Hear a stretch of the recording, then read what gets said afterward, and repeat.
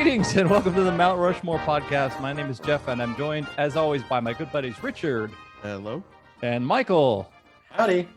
Richard and Michael debate and deliberate the most ubiquitous aspects of many topics. And this week is the Mount Rushmore of second fiddles. Richard chose it. Why? I was thinking about one person in particular. His name came up. And it got me thinking just about other people who kind of have to play a supporting role to the main character. So this is kind of, I'm also willing to accept second bananas. Yeah. In this one, even though I do think there's a slight difference between a second fiddle and a second banana, but I think it's just become so used ubiquitously for each other that distinction's kind of fallen apart. Yes. I think of a second banana as having an entertainment kind of positioning. Is it? Well, if only you slip on it. Yeah. Yes. Well, I think a second fiddle is somebody who does a similar thing to somebody else, but just doesn't get the recognition or isn't on the same level as them. I think a second banana is someone who is there to support the main person. Yes. I think as straight man in comedy is often the hardest role to fill because it's an incredibly important, it's almost like the trampoline in a gymnastic routine. It is the thing that gives everything its thrust and oomph and it is the thing that things spring off against. But it sounds like maybe the second fiddle is kind of doing the same thing the first one does without the recognition. So, okay. We also know that this is entitled the Mount Rushmore podcast. And so during this podcast, I would love to put up the vice presidential Mount Rushmore as well. So if there was a monument in, I don't know, Sioux Falls, South Dakota, not Rapid City, South Dakota, Sioux Falls, South Dakota, to vice presidents, who would be on that sucker? So maybe we'll pull some political figures out and pop them up on there. So Richard chose it. Michael, what is your first second fiddle? My hold on. I didn't know we had to do math on this episode. My first second fiddle, I think might be a very obvious one, but seems wildly appropriate. Art Garfunkel to Paul Simon. Oh, wow. That's a fun one. We haven't had any Simon cast talk in a while. Yeah. And I think that there's so much of this relationship that was hand in hand. It was, Simon and Garfunkel up until they split in 1969, 1970, that they were kind of ubiquitous. As I understand it, Garfunkel wasn't necessarily like the songwriter of the two, but I think he kind of had a better singing voice and they balanced each other so well. But I think that once they split up, even though they were kind of billed together and, kind of did everything as this, this folk duo, the Paul Simon-ness kind of overshadowed him. And so I think though they were, so hand in hand, I think that there's just, Garfunkel has just kind of become ubiquitous with the other guy. And I think that there's a lot of second fiddleness, which is, like you guys said, they kind of do the same thing. They kind of have the same power, but just one person just oversteps. Either they take it to the next level or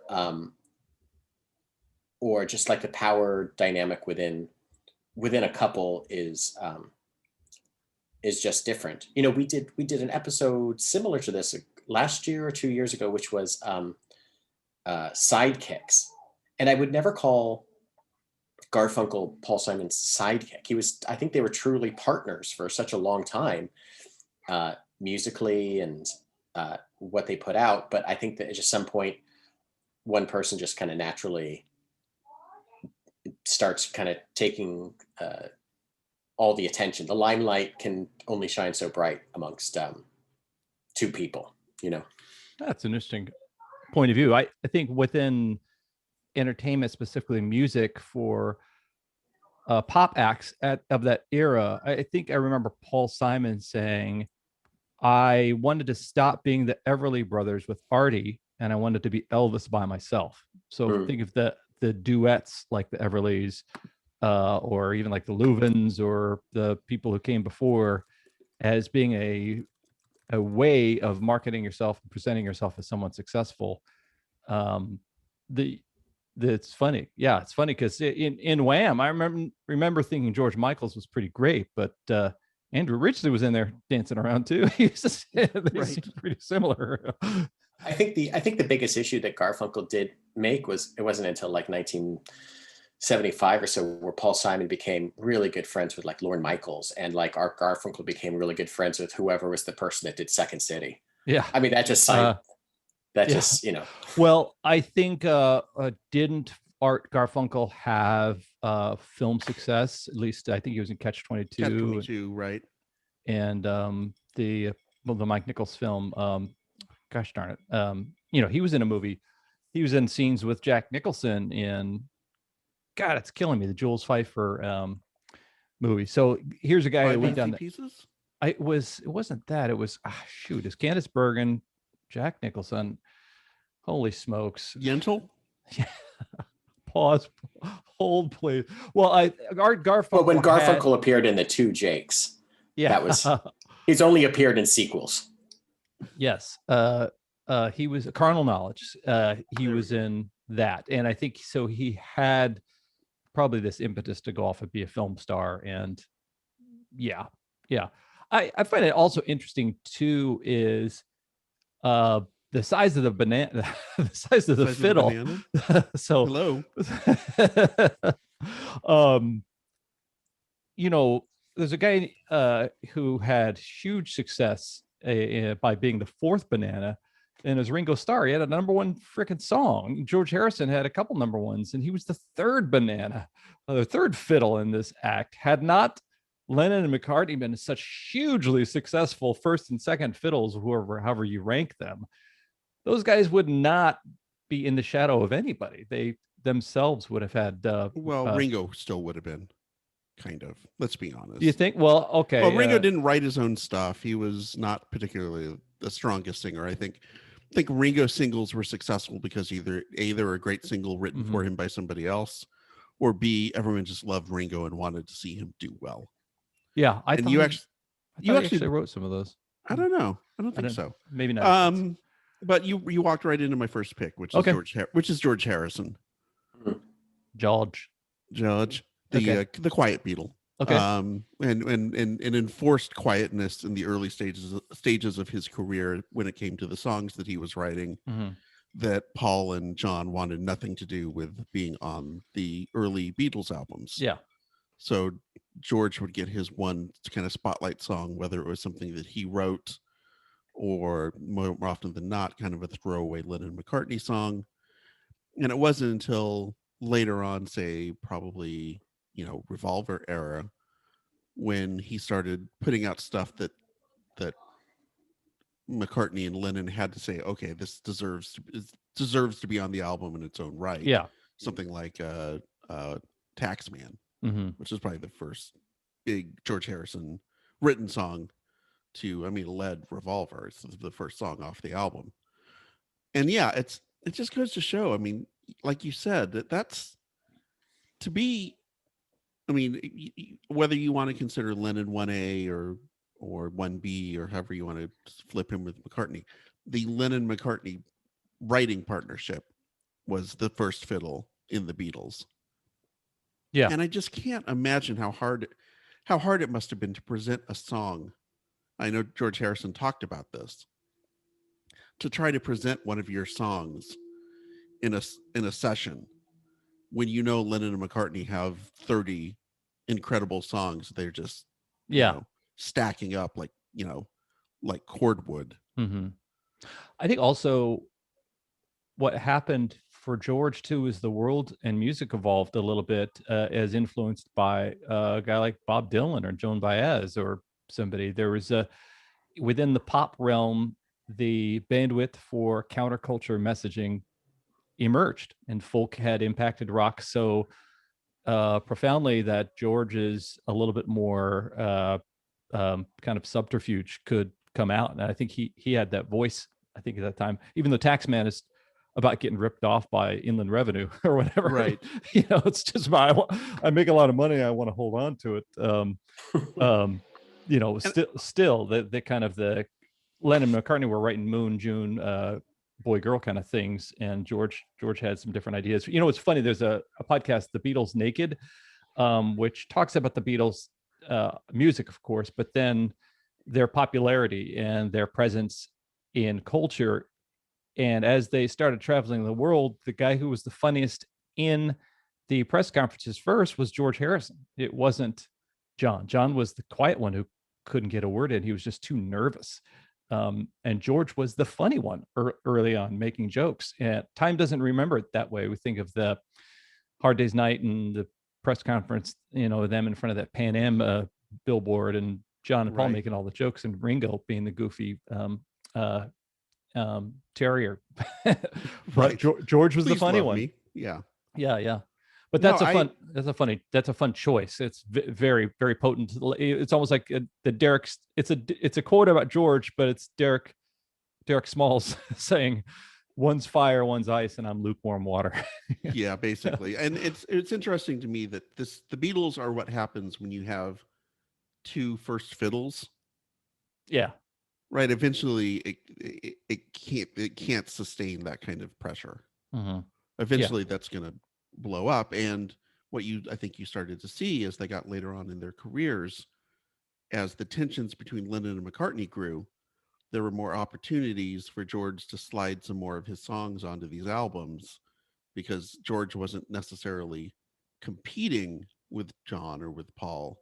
He was just there doing his own thing. His own thing, which was, like you said, in many ways, with the Indian influences, very different than what either of the other two were doing. Yeah.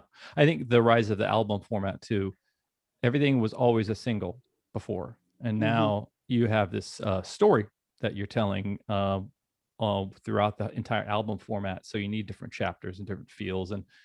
And hey, people are going to be doing drugs about this point. Maybe a George song would be with some sitars would be great for this. So cool. That's a fun second fiddle. Or second sitar or whatever. All right. Mike Winfield, what's your second of the second? My second fiddles is a trio of fiddles next to one top fiddle. And that is the other Ghostbusters compared to Peter Venkman. And That's funny. Now, all of the other Ghostbusters are seemingly much more understanding of the technology. They're much more, they're scientists. They believe in it a lot more than Peter does as the kind of the con man of the group. But really, like, they all fall, and of course, Ernie Hudson, they all fall compared to like the dynamism and the magnetic nature that is, Bill Murray's Peter Venkman. It doesn't matter. Like, in every situation, Egon is kind of, the guy that has designed it all done all the technology, and Ray Stantz is the one that kind of is kind of the big idea man that has kind of done all the research and kind of believes all this stuff. And Peter is just like the guy that is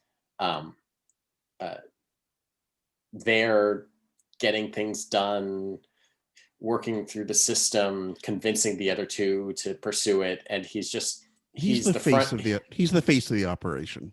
Yeah. And like, you think of the Ghostbusters as like this, this quad of people, but really it's like Peter Venkman and then the other Ghostbusters.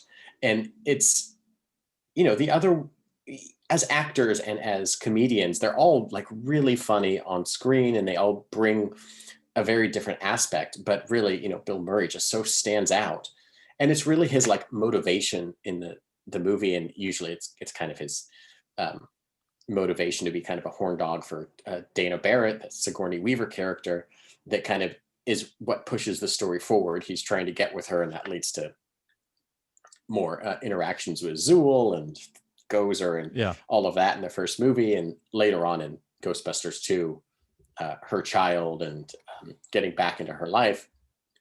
But I don't know, he's in a movie that has like these kind of four kind of top billed actors, or the four like top billed characters within the group. He definitely is just the one that stands out, and all the other Ghostbusters just become the second fiddle to him as a character and his motivations and all of that stuff. Yeah, I think Winston Zeddemore also Thank you. says, I couldn't think of his name. For no, a yeah, second. I looked it up. Thank you, Wikipedia. Looked it up. He signs up for a job. It's just, hey, I'm just here to do the gig. I do wonder, had Eddie Murphy accepted that role, would That's interesting. Would Bill Murray have been balanced out a little bit by this funnier, wiser, crackener Ghostbuster? But in a way, I think wasn't also one of the Blues Brothers. Who's the one that died? John Belushi. Wasn't John Belushi supposed to be in this as well? I think he was supposed to be the Bill Murray role. Oh, I bet I think there's something that's tickling my head in the back of my brain about that like, another actor probably wouldn't have been as psychotic about I guess, who knows. What's funny, when you started talking about Murray and his character, I know Belushi evolved pretty quickly into wanting to play roles that weren't Blutarsky or weren't the party-starting anarchic weirdo.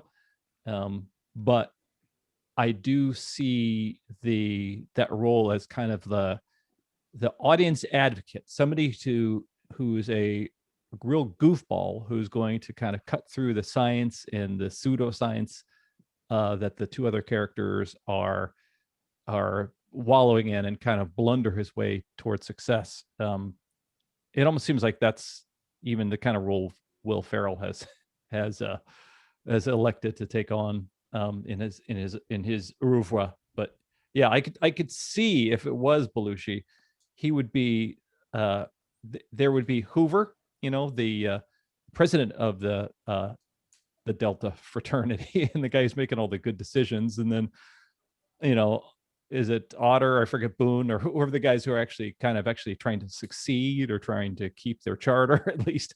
But then there's this guy who's just blundering his way, saying Leroy Jenkins and busting ass into the room, and that's a fun choice. I think that there's too an aspect of second fiddleness is you end up kind of talking about the first fiddle sometimes a little bit more in order to define the second fiddle. Like when someone becomes so overshadowed the way that I couldn't remember Winston Zeddemore name, you're just sitting there and like, oh yeah, he's definitely I'm trying to think of, if you were to start ranking them, 1 through 4, Winston's number 4, probably Venkman's Ray is 3, Egon, really? just because of, I think how Venkman's 1. Sorry, I meant to say Egon. Egon's probably 2, just because he's so different from Venkman. Like, just to create that difference, he stands out because of his excessive nerdiness, rather than Ray is kind of somewhere in between the two. Oh, did you say excessive nerdiness, Michael? Well, let me have a nerd for you, because my second choice would be Carl Winslow from the TV series Family Matters. Oh, who was supposed to be the star of the show. Oh, good choice. Sitcom was based around the idea of this kind of spin-off from this character, his wife, who was a character on Perfect Strangers. And eventually it was supposed to be a spin-off, and then Carl was supposed to be the lead character in this. And Steve Urkel was brought in as a one-off character, as someone to be an annoying date for their daughter Laura. And people loved him. And so they brought him back as a recurring character. And then in season 2, he started off as a regular. And pretty quickly it became the Stephen Urkel show. And any of the storylines that involved Carl Winslow suddenly became B storylines.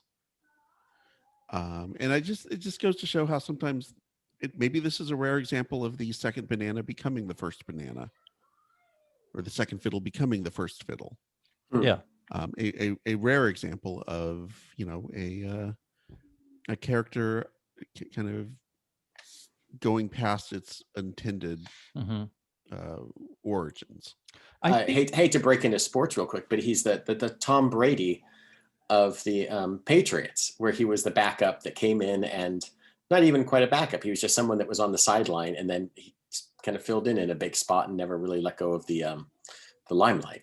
Yeah, exactly. And now, of course, we can't stop talking about Steve Urkel the way that we have been for 25 years. Exactly. I think we've discussed this dynamic many times before, but the Tom Bosley seems like of that show is Carl Winslow, because he was quickly eclipsed by I think the model for Family Matters wasn't dissimilar from the model for Happy Days, this kind of father knows best kind of scenario, or Cosby or something, where this person is kind of the patriarch and the stories originate with them and then kind of funnel down to the supporting characters, but then the gregarious, interesting younger characters kind of eclipse it. Yeah, people want more, are more nostalgic for themselves as teenagers as they are nostalgic for their parents as middle-aged men. Yeah. I think there's one show that really has managed to, it's been on for 30 plus years now, but I think The Simpsons has been one of those rare shows where they've really done a lot of like kind of equal billing and equal show carrying amongst like at least the four members of The Simpsons. I would probably say that it probably started out as a Homer centric show, as how you guys have been talking about, but each kind of character has had their own pillar to kind of hold up within the family, and have these shows really twist around being based on, Maggie notwithstanding, that, there have been Marge episodes and Lisa episodes and Homer episodes and Bart episodes. And I think that that's a show that has been one of those rare ones that's had this huge supporting cast of characters, but has really still been focused around those four. I wouldn't say that there's really a second fiddle within that group. And it's interesting to think of it in those terms. I hadn't thought of Happy Days as like a Tom Bosley show, or I would never have even thought of Carl Winslow as the main character on that show until you said it, Richard. Yeah, it's pretty wild. Earlier on in Happy Days, you remember they had laugh track, but they had an applause track for Bosley when he came on. Hello, Marion, and then the audience would applause, like, oh, it's the beloved patriarch of this show. Like I remember as a kid, don't accidentally press the blow dart. Dart in the neck, and then you go down. No, that's right next to it. Who put it there? They had David Doyle standing by in case anything happened to Tom Bosley.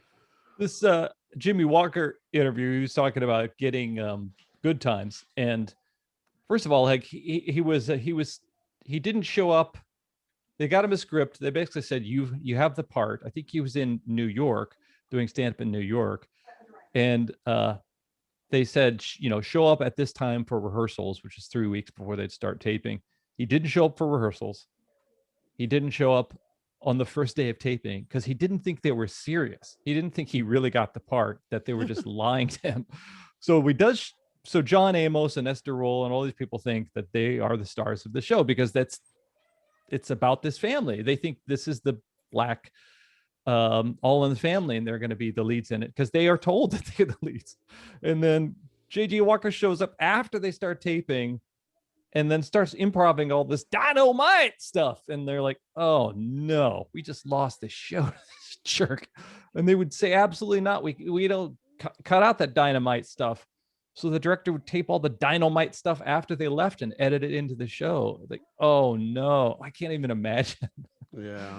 So you watch it on TV and see all the stuff that was taped after you left the soundstage, and to see this guy stealing the show from just seeing your paycheck just start. Yes. Okay, well, two presidents I want to nominate, or vice presidents, for before we go to our halftime. I think Walter Mondale. When I was a kid, like the first vice president that I remember was Walter Mondale, and he just kind of seemed like a normal, kind of decent kind of guy. I don't know, and he looked like my step grandfather, white hair, thick kind of bifocal type glasses, like you could probably play Lady of Spain on the accordion or something like that. So pretty decent guy. Anybody else want to put another vice president for the vice presidential Mount Rushmore? Now this is going to be crazy. This is going to be crazy. I literally can't think of George Bush Jr.'s, GW's vice president. And I think that is the ultimate second fiddle when he's not been out of office.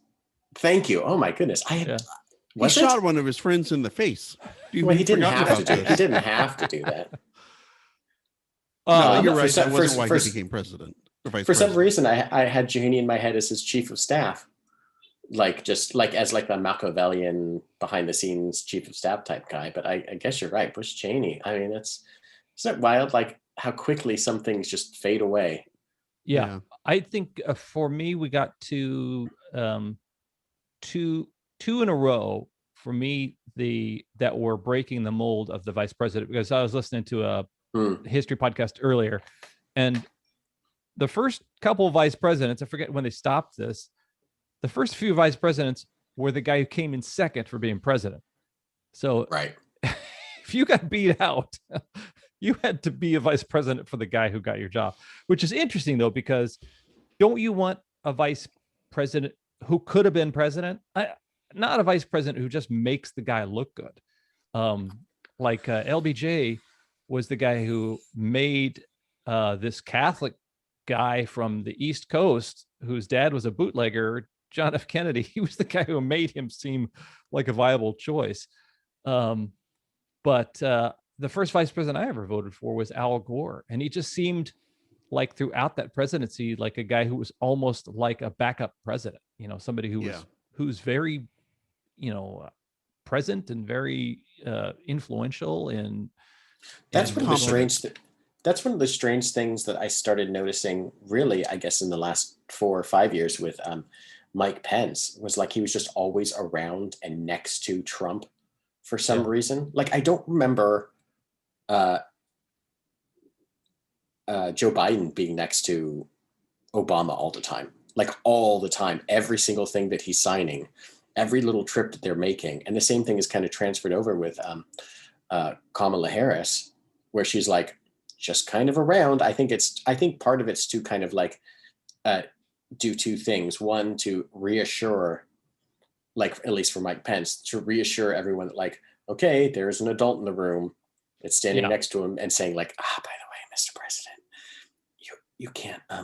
you can't sign this presidential memo with a cheese stick. It's not going to work. And I think that like with the reverse is happening with Kamala Harris, where Joe Biden's been around for so long that some of his gravitas is kind of rubbing off on her in a certain way. Like it's like a transfer of power one way or another. But like I don't remember that happening as much with Reagan and Bush. Of course, I was a kid. I don't remember that happening with Clinton and Gore and and G.W. Bush and fill in the blank name. Cheney. Oh yeah, Cheney. Yeah, I think that's funny because that seems to be the Biden. That was part of his kind of campaign, was one and done. And here's this awesome vice president that you should get ready for. I think now he's like, oh, I'm doing pretty good. Yeah, that's true. And I'm gonna ride these first 2 months into 8 years. Hold on tight. Yeah, it could be. Yep. All right, so hold on tight is what you should do, because we're just gonna talk a little bit about how you could go in and download, rate, and review past episodes, and let us know, of this podcast where we talk about cereal or wrestling or the Simpsons or something else that we repeat all the time. What's the first banana? What's the second banana? What is the other one that you think is good? Second fiddle. And then if you're talking bananas, you're talking plantains are the second banana. They gotta be. Yeah. That's gotta be. No one's going plantains 1, banana 2. Come on. Even in Cuba, they're not doing that. Yeah, to make plantains edible, you gotta like fry them up in grease, and you gotta do all this kind of stuff to them, right? I mean, I've never had. Yeah, basically, yeah. But a banana, you just gotta pick it off the when the Ramones sung about going to Havana, they didn't sing about plantains. They sang about bananas. When the knowledgeable When what's his name from the Beetlejuice movie sung about the banana song. He wasn't singing about plantains. Get out of here, plantains. No. Enjoy your chips someplace. Go to Portos. We got you. Yeah. Get out of here. All right. So download, rate, and review past episodes and go out on Twitter, Instagram, or Facebook and suggest future episodes. You can influence the Mount Rushmore podcast. We are very influenceable. Not influential. We're very influenceable. We're not influencers. We'll do whatever you say. We're not influencers. Where's the influenceable? New Stallone ensemble film, The Influenceables. So do that. And versus the Influenzables, which is just a bunch of guys who didn't get their shots. So just kind of feeling a little so horrible. Sick, just a little rundown, still going into work. Idiots. Okay, Michael Winfield, what is your third? Jelly, as in peanut butter and jelly. Oh my god! Listen, really, I understand that Big Jelly is really trying to push themselves when you go to like your breakfast diner in those little like tins and the little like cups. Fuck you, Jelly. Yeah, you're nothing without peanut butter. Oh wait, so really, I don't know about that. All the places where jelly is just for toast. That's not. Yeah, that's not acceptable. No, I think that is Jelly trying to climb back up peanut butter's ranks as like the dominant. They're trying to get back into peanut butter's in their whole like oeuvre of like how dominant peanut butter is. Peanut butter is this condiment that is just, it's so good with everything. It's great with jelly. No doubt about it. Jelly makes peanut butter better. But guess what? Chocolate and peanut butter, pretty good. You throw some peanut butter on a piece of celery. Yeah. Not bad. I think also nobody thinks jelly is good for you. Yeah, jelly is out there, just they're on the coattails. You don't really know what to do with it. You're just like, jelly is here. What am I going to put? I don't know if anyone's reaching for jelly all that often without peanut butter. Certainly we're not in this household. And don't bring marmalade into this because marmalade is its own thing. Oh, I wasn't going to. What about jam? That's what I was going to say, jam. What's so weird is I was going to say Kelly Rowland's is the jelly to Beyonce's peanut butter, but then Beyonce saying, I don't think you're ready for this jelly, not peanut butter. So I was kind of confused. I'm confused myself, but that's okay. So yeah, I would say molasses is tertiary. I think if you're jelly and there's a thing out there, jam, that people don't know the difference between you and, that's also a problem. That is true. I mean, I don't know what preserves are. I know that we've had them in our house when I haven't been able to find jelly. I bought them and kind of been disappointed. Jelly is just kind of this, it's a thing that is just like, my kid doesn't want it as much as he wants peanut butter. And maybe that's the aspect of it. Like if you're going to put it between two Ritz crackers, you're not putting jelly there. You're putting counterpoint. Counterpoint. Yes, please. My wife, Sarah. My wife. No, please don't do that. Does canning. And when she does canning, she makes jams and jellies. Nobody cans peanut butter as a hobby. Yeah. Just throwing that out there. That there's no hobbyist peanut butter makers, as far as I know. I'm sure the closest you get. I'm sure in Portland there's some sort of like artisanal peanut butter. But I'll give this the closest you get with any sort of butter. Maybe it's a peanut or an almond butter, a nut butter, if you will, is if you're like going to like the Whole Foods, or you're going to like a Trader Joe's, or you're going to like, I'm going to take it back to LA in the mid 80s, in the 90s, to a Mrs. Gooch's. And all it is like, they're just like they're like these things that you just like crank and turn into like fresh nut butter, which is just the most disgusting thing you can just say. Yeah, that's bad. Nut butter. Nut butter is one of the worst things you could possibly say. Yeah. But I think that jelly is just, I think it is a secondary consumable spread to peanut butter. And when I'm at a breakfast place and I have a piece of like sourdough toast, I'm putting butter on that bitch. To be fair, there's no such thing as a Reese's jelly cup. And what would be That would not exist. what is the closest? That's interesting. What is the closest jelly candy thing? Well, like a cookie that's got like a jelly like inside, Like a jammer. a cookie with like a jam like dollop on it. You're not telling the Yeah. donut lady And even to give and me one of even them so peanut that- butter filled. Give me one of them peanut butter filled donuts. I will donut say lady. this. I will say this. Fuck you, the person that's buying like the jelly donut, because it's always the one that's like left over in the box at work. Yep. Like no one's been to work in a year plus now, but like the person, the person that is like jonesing for the jelly filled donut, I don't know who you are. Just get a raise and be done with it and go home. All right. Take that jelly. Take that jelly. I finally put jelly in its place. I'm glad. Wow. And it's in its second fiddle stature. Thank you. Okay. Theme parks. Knott's has like a whole jelly theme. But Knott's in Knott's its, is a second you just fiddle proved theme park. proved my point. Good, did it? Jeffrey. Knott's is a second fiddle. It's even not It's even not second Peanut fiddle. Butter Land Third in fiddle. Anaheim. It's third fiddle to Six Flags. Six Flags Magic wow. Mountain, at least here in SoCal or at least around the country. Where's there another Knott's? There's Knott's. Boy, there's not Knott's. There's not. Yeah. that. Yeah. All right. Okay. Any other vice presidents you want to did we do? Okay. Okay, we're That moving was on from that. Stop trying to make that happen. Okay. All right. I'm gonna look it up Richard. on Richard Blabs on. Yeah. Richard. My third choice is Oh, Daffy it's- Duck. Daffy Duck. Okay. And Oh, very that's a good one. very specifically in the cartoons where they're both performing, him and Bugs Bunny, Okay. and Daffy Duck assumes that he is going to be the star of the show, Yeah. and invariably he is not, because he is not as charming or talented or funny or whatever needs to happen as Bugs Bunny is. Yeah.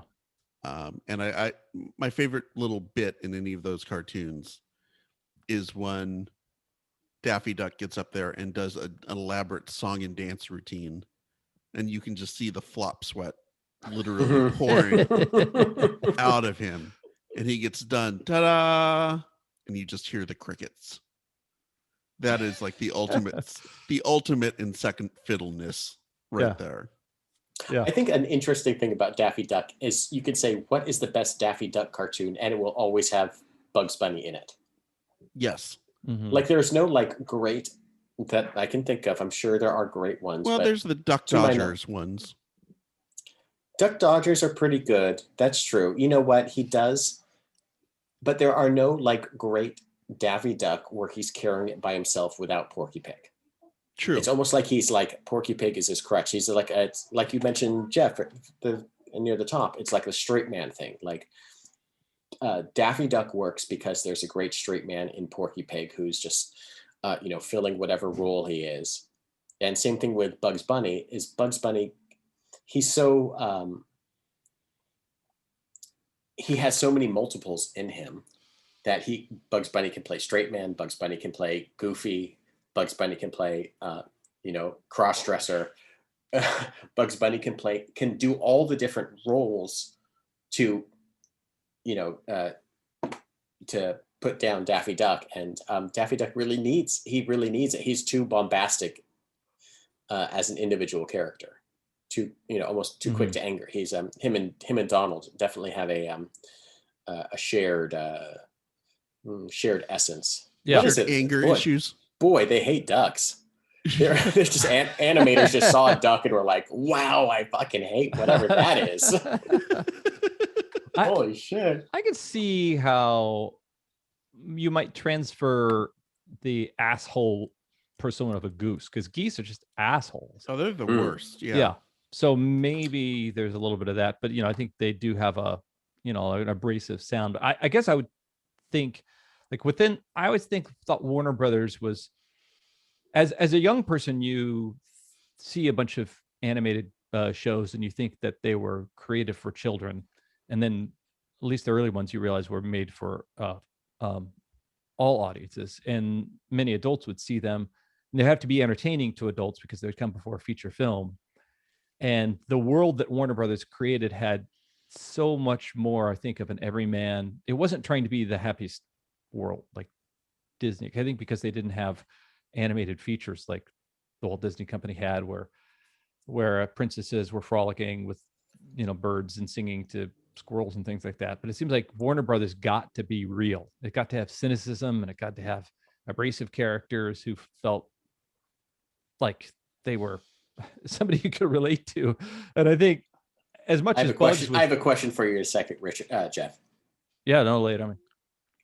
No, go ahead. As much as Bugs. Oh, I think like if Bugs was already a person who kind of had a Bronx kind of he was about to give you the raspberry any minute now. Oh my God, Daffy was even worse. Like he was just even this edgier kind of guy. Like there's the Joe Tyrone-ness. the Joe Pantoliano or whatever. Yeah. Jeffrey. Yeah. Why has there never been a major Disney movie based on their prime character that they're most known for? Where is the Mickey Mouse movie? And isn't that wild to think? Like, he's been in movies, obviously. Yeah. He's been, he was a prominent feature, and he's so iconic within his like Fantasia role.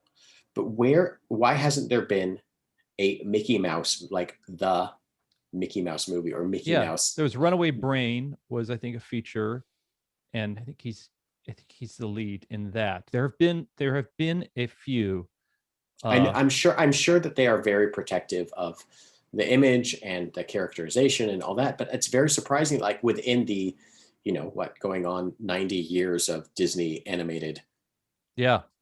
Yeah. Like there hasn't been, like at some point, no one has written like the definitive or written like Mickey does X, Y, and Z and, overcomes this and that. Mm-hmm. Is it because they want to leave him ambiguous? Is it they want to leave him as just so good natured? I mean, listen, I spend so much time with my son watching like all these Disney shorts with like Mickey and Donald and Goofy as the clock cleaners and all these just tons of different things all the time. But like, it got to me like, oh, the closest they ever got was like a Mickey Christmas Carol. And even that's kind of like, he's not the star of that. That's really a Scrooge McDuck show.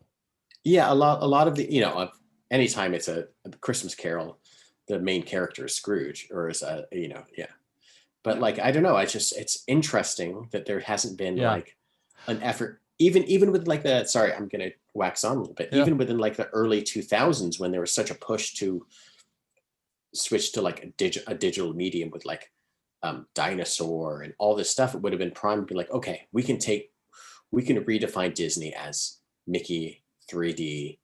And then he's like stuck in like the Mickey Clubhouse or whatever. Yeah. Even I was wrong. Runaway Brain's a short too. I have to imagine that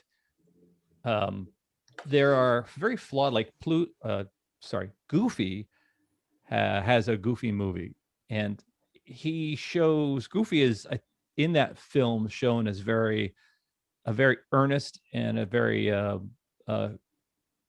thoughtful father who fails all the time. And I think as the corporate figurehead, Mickey and feature films maybe don't go together because of the amount of character arc that a character needs to go through those. Even though in the shorts, he's showing he learns by bravely.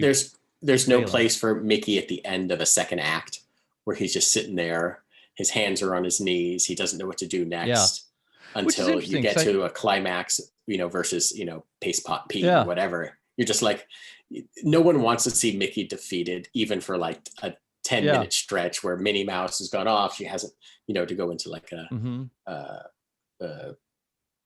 a romantic comedy thing. There's been a misunderstanding between him and Minnie Mouse, and he's sitting there on the side of the road until he's inspired by X, Y, and Z. I guess no one wants to see Mickey like sad at any point. Yeah, that could be. I'd actually like a good answer about as to why that is. I'm going to ask. But they think that Mickey's inspiration were film characters like Charlie Chaplin's Tramp or Errol Flynn's swashbuckling character. So his precedents were enough to make a feature film, although Chaplin was mostly in shorts. But that's an interesting observation. What I find interesting when I learn about the history of many Disney characters, but specifically Mickey, is how for decades people were introduced to Mickey and saw most of their Mickey Mouse in the comic strip and comic collectible kind of collected art. What would you call like a graphic novel now? So people would read about Mickey Mouse every day in the comic strips, but you wouldn't maybe see a Mickey Mouse feature once every 6 months or something, or Mickey Mouse short. But Daffy Duck would seem to be a really tough one to have a 3-panel strip of. What would he do? He would just like smash his face into each side. At least the early 30s, 40s, Daffy. Yeah. He would just smash his face into each side. He would just rip out of through the it. panel. Yeah, exactly. Daffy seems like the retcon. Was it that were we talking about some Sesame Street short form pieces where the Beethoven-esque character was hammering his head against the keyboard in anger? I forget which character that was. Yeah, they had to. They eventually had to have him stop doing that. Yeah, because kids were imitating him. I feel like Daffy and his rage generating antics seem like the person you need to retcon out of the Warner Brothers universe a little bit. Jeff, I would like to volunteer Richard Mentor Johnson, vice president. Okay. From 1837 to 1841. I have no idea who the fuck this guy is. It's a cool name. I think that if you were going to have Dick Johnson as the vice president, if you were to have someone on the vice president Mount Rushmore, you would definitely need to have someone that's like, who the? You have to look it up. You get 3 of them that you know, and then there's the one you're like, God damn it, now I gotta open an encyclopedia. It's the one that's the answer that nobody gets on the vice president's category. On Jeopardy. What if we find out that or Levi P. Morton from 1889 to 1893? This guy looks like a grandma. He's on the $3 bill. What? All right, Winfield, your fourth and final fiddle of second. My final fiddle is Luigi Mario. Mario. Younger, taller, skinnier brother, but forever will be known as Player 2. Oh, wow. There is not another character who has as equal amount of kind of powers, ability, yet he will always be number 2. Counterpoint. Luigi's Mansion. He has a whole series named after that involves him specifically. Other counterpoint. I think that's a Ghostbuster type ripoff movie where he sucks up ghosts in a vacuum, and I would assume that was also like a failed Peter Venkman plot. Okay. But no, that's true.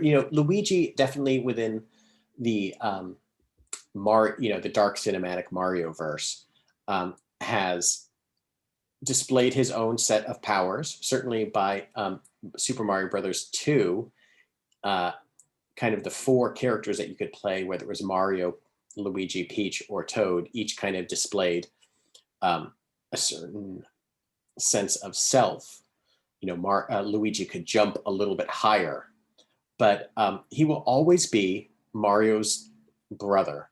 And I think that there's an additional second fiddleness in that even his last name is his older brother's first name. He's always Luigi Mario to Mario.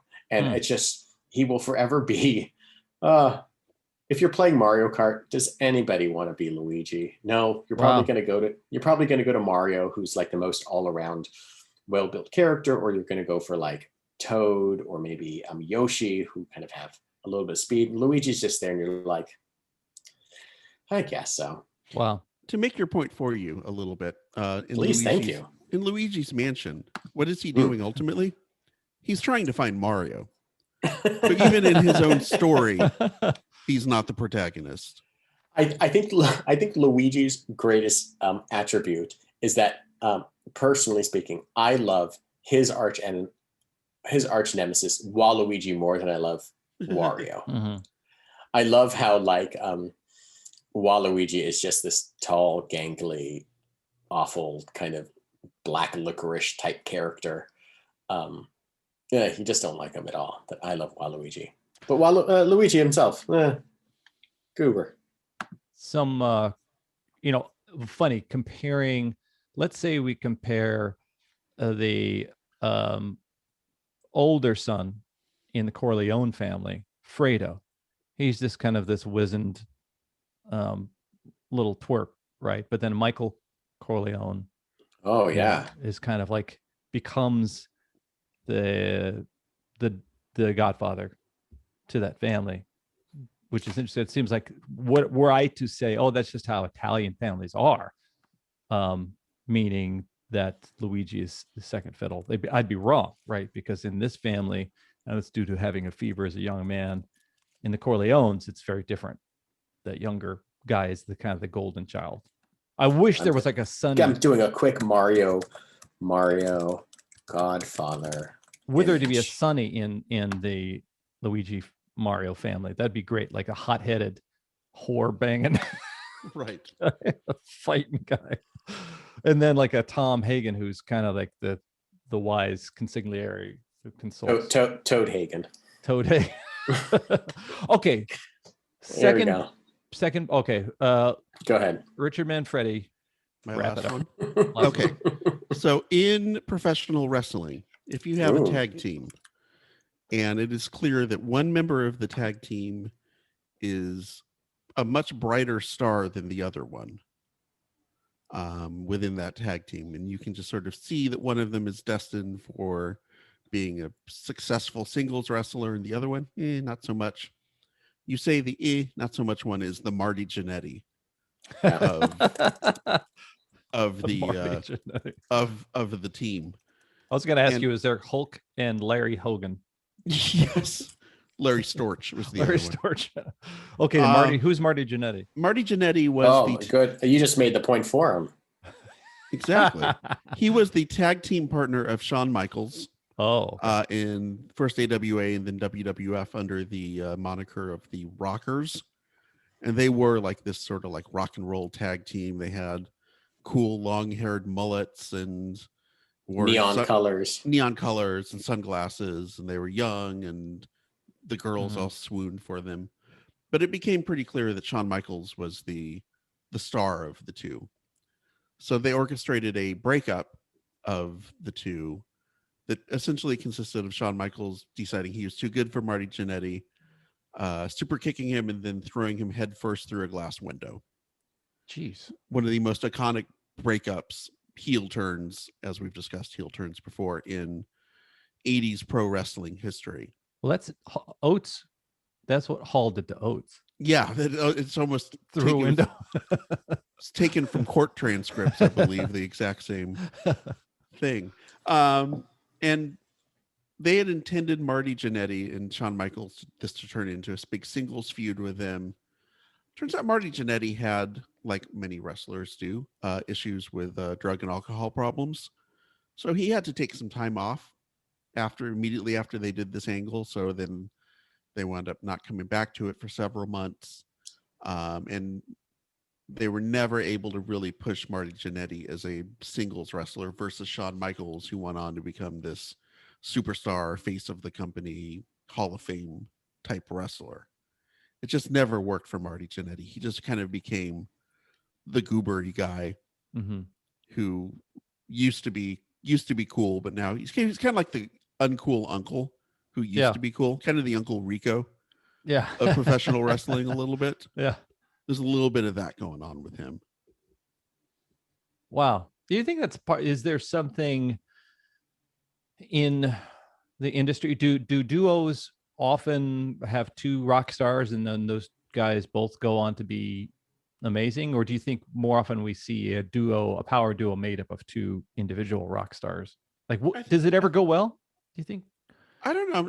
I'd have to think about that. But I mean, for every Bret Hart, you've got an Anvil Neidhart who was more the tag team guy. And then after the tag team splits up, one of them goes on to be really successful and the other one kind of, becomes a supporting lingers. character, a supporting character for other people. So is that the one of the functions? Because I don't know the how wrestlers go through the system, or the, you know, if you could draw or kind of if you were good enough as a heel or face or whatever to go by yourself, you would, right?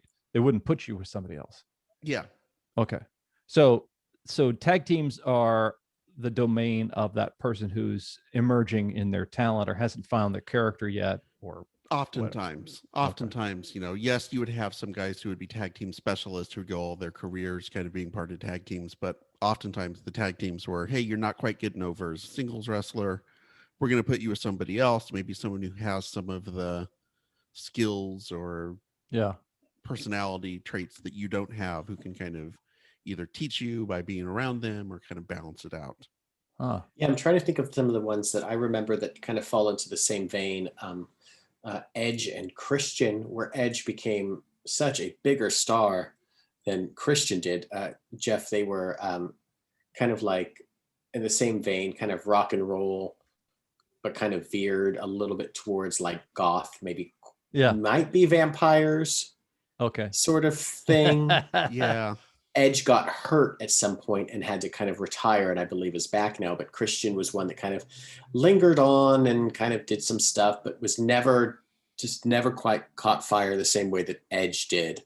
Yeah. Could be that the name just like, I don't know. If your name is Christian, it's a tough thing just to wrestle under as an individual. Unless you're wrestling in the South and you're just wrestling as a Christian. Then you'll get just over. the Christian. Who did Sting wrestle with, Richard? Lex Luger. Lex Luger. And those guys, but those both exploded into like pretty. Yeah, that's probably one of the rare examples of a tag team. And they were kind of singles wrestlers who then came together as a tag team and then broke up. So maybe that had more of a Mega Powers feel to it than anything else. But yeah, I'm looking at a UK seems like a news source of some that are saying that WWE legends Edge and Christian want to reunite for one more tag team run. I think the guy's 47-year-old performer. Yeah. Oh. Yeah, Christian just signed with their competitor AEW, so that apparently won't be happening. Oh, okay. Documentary, I think it's I, Tina, that's out now. Maybe it's on the HBO. I didn't realize how long she dwelled in second banana-ness, or at least her association with Ike was so indelible in people's minds. Even after she was selling out stadiums, journalists would always ask her about Ike. And to be interviewed by somebody who immediately asks about your abuser, you know, I just can't even imagine that. I think that was true with Paul McCartney. You know, like, here's this guy who was his he was indelibly linked with, who beat him up psychologically, but it was also almost like a sibling, and was trashing him in the press all the time. And people always ask, you know, what do you ever think you're going to get back together with the guy who's shitting on you?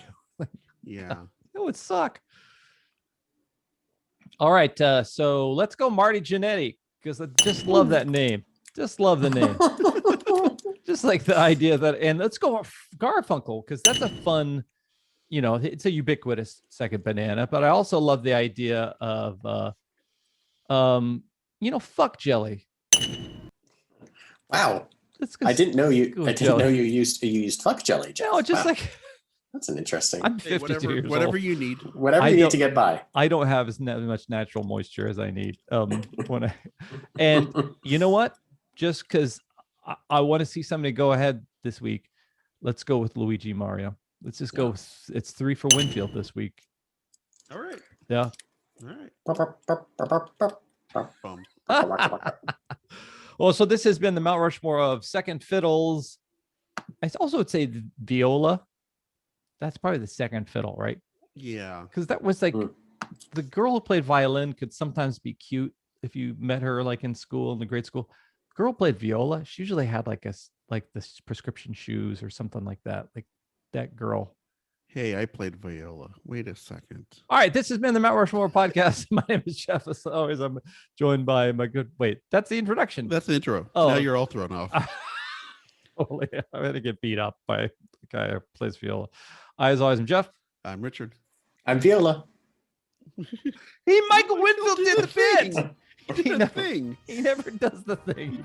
I'm no second banana, double fiddle, whatever the fuck you guys are talking about. Double fiddle. Oh, that's what when I get at that jail, I put up.